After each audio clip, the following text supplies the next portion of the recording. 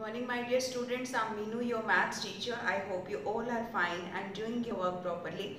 Today in this video lecture, we will discuss exercise 8.1. The name of the chapter is trigonometry. So let us start with that. This is exercise 8.1 and this is question number 1. In a triangle ABC, right angle at B, AB is equals to 24 centimeter, BC is equals to 7 centimeter. Find sine A, cos A, sine C and cos C. देखिए आपको क्या दिया हुआ है, एक triangle है ABC. ये ABC एक ट्रायंगल हो गई, राइट एंगल है बी पे। बी पे कितने डिग्री का एंगल है? 90 डिग्री का। एबी है 24, दिस इज एबी 24। बीसी है 7 centimetre, this is BC 7 centimetre. अब हमें ये 4 एंगल्स फाइंड आउट करने हैं, sine A, cos A, sine C and cos C. इनकी बात हम बाद में करते हैं। जब भी हमें कोई एंगल्स फाइंड आउट करने हो, सबसे पहले अपनी ट्रायंगल को कंप्लीट कीजिए। ट्रायंगल किससे कंप्लीट होती है? पाइथागोरस थ्योरम से। तो पाइथागोरस थ्योरम अगर मैं यहाँ पर लगा दूँ तो आप ध्यान से देखिए, ये होगा AC का square is equals to AB square and plus BC square. Fine. So AC square that is hypotenuse square, perpendicular is 24, 24 का square, BC is base, base का square. This is 576 plus 49. So this is 625. This is AC square. So AC square is this is 25 square. तो आपके पास AC की जो value है वो आ गई 25। तो हमने ये ट्रायंगल को जो है कंप्लीट कर लिया। ठीक है, ट्रायंगल कंप्लीट होने के बाद ही हम एंगल्स निकाल सकते हैं। अब देखिए, जो एंगल यहाँ पर होता है बेस में 90 डिग्री के सामने, यहाँ पर जो एंगल होता है हम सबसे पहले उसी को निकाल सकते हैं। जो भी एंगल आपको निकालना है उसको आपको 90 के सामने बेस वाली लाइन के ऊपर रखना पड़ेगा। अब क्योंकि यहाँ पर C है तो मैं किसको रखूंगी? क्या निकाल सकती हूँ? Sine C and cos C। तो साइन C मैं निकाल सकती हूँ, कोस C मैं निकाल सकती हूँ। प्रीवियस लेक्चर के अंदर मैंने आपको इनके फॉर्मूलेस लर्न करवाए थे एक टेक्निक से, दैट इज पंडित बद्री प्रसाद हर हर बोले, सोना चांदी तोले, मीन साइन कॉस टेंजेंट। तो हमने ये लर्न किया था। अब यहाँ से आप देख सकते हैं साइन का फॉर्मूला, साइन का फॉर्मूला क्या है? P upon H, P upon H। तो परपेंडिकुलर कितना है? 24 और बेस कितना है बेटा? 7। तो ये आपका आंसर आ गया। ठीक है, उसके बाद निकालना है कोस। कोस का फॉर्मूला भी आप यहाँ से देख सकते हैं, that is B upon H, base upon hypotenuse. So base है आपका 7 और सॉरी यहाँ पर परपेंडिकुलर था 24 और हाइपोटेन्यूज है बेटा 25। By mistaken I have written this is base upon hypotenuse. तो बेस आपके पास है 7 और हाइपोटेन्यूज आपके पास कितना है? 25। तो हमने साइन C निकाल दिया और कोस C भी निकाल दिया। अब हमें क्या निकालना है? हमें निकालना है sine A and cos A। अब देखो, जब हमें A एंगल निकालना है तो रिक्वायरमेंट ये होती है कि हमें उस एंगल को शिफ्ट करना पड़ेगा। B तो आपका फिक्स है 90 डिग्री, इसने तो कहीं नहीं जाना। ठीक है, यहाँ C था तो हमने साइन C और कोस C निकाल दिए। अब क्योंकि साइन A और कोस A निकालने हैं इसलिए इन दोनों एंगल को शिफ्ट करना पड़ेगा। मीन्स मैं A को यहाँ ले आऊंगी और C को ऊपर कर दूंगी। अब मैं निकाल सकती हूँ साइन A और मैं निकाल सकती हूँ कोस A। ठीक है, फॉर्मूले वही रहेंगे, perpendicular upon hypotenuse, base upon hypotenuse. ठीक है, तो अब ध्यान से देखिए, AB कितना था? 24। तो ये AB है आपकी बार, ये 24 हो गया। BC था 7 तो ये BC हो गया 7। AC था 25 तो वो यही रहेगा 25। अब ये आपका परपेंडिकुलर है, ये आपका बेस है और ये आपका हाइपोटेन्यूज है। अब perpendicular upon hypotenuse, so 7 upon 25 and this is base upon hypotenuse. Base कितना है? 24 और हाइपोटेन्यूज कितना है? 25। सो 24 upon 25, this is the answer. Now this is question number 6। Angle A and angle B are acute angles such that cos A is equals to cos B, then show that angle A is equals to angle B। A और B acute angle है, इसका मतलब 90 degree का जो angle होगा वो कोई और होगा, मीन्स उसका नाम हमने यहाँ पर C रख दिया। तो एंगल C जो है हमारा हो गया 90 डिग्री फिक्स। A और B एक्यूट एंगल्स हैं तो वो हम उनको शिफ्ट कर सकते हैं।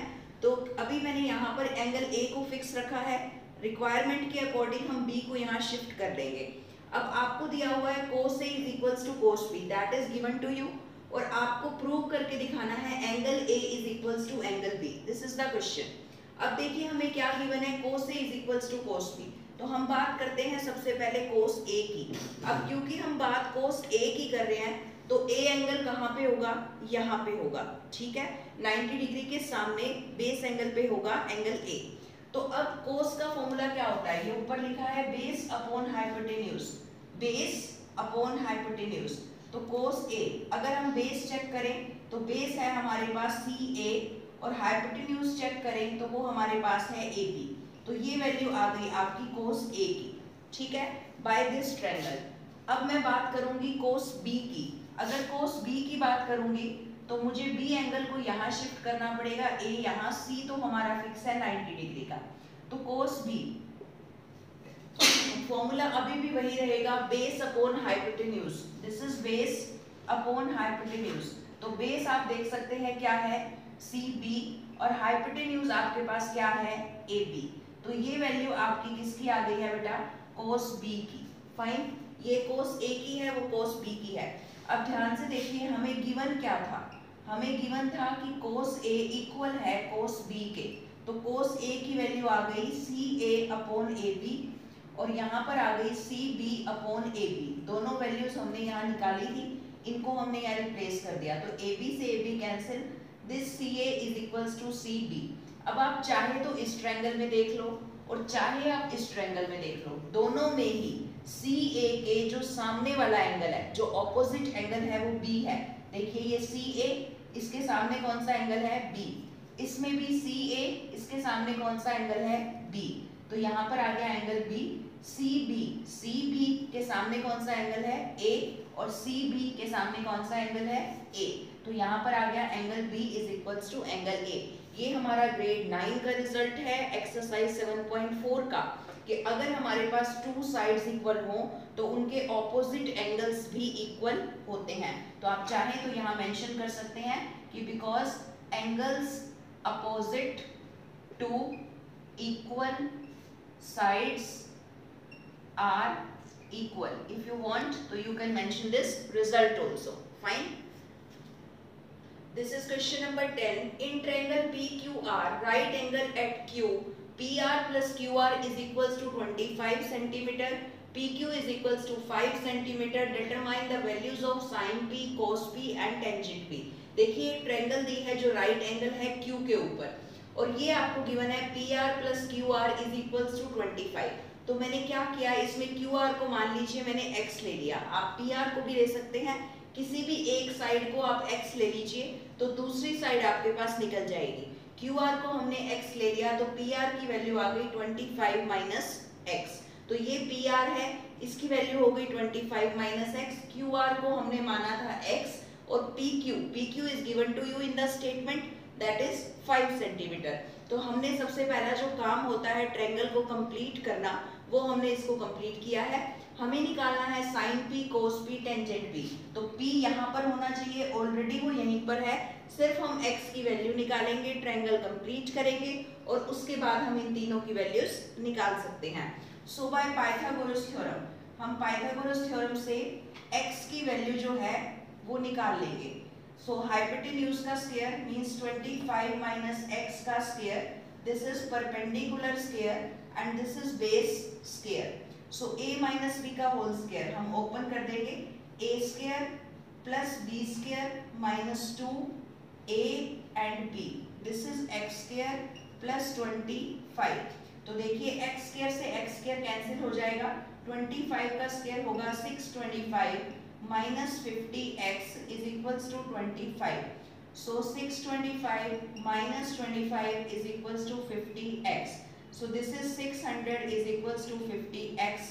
So x की वैल्यू आ गई 600 upon 50.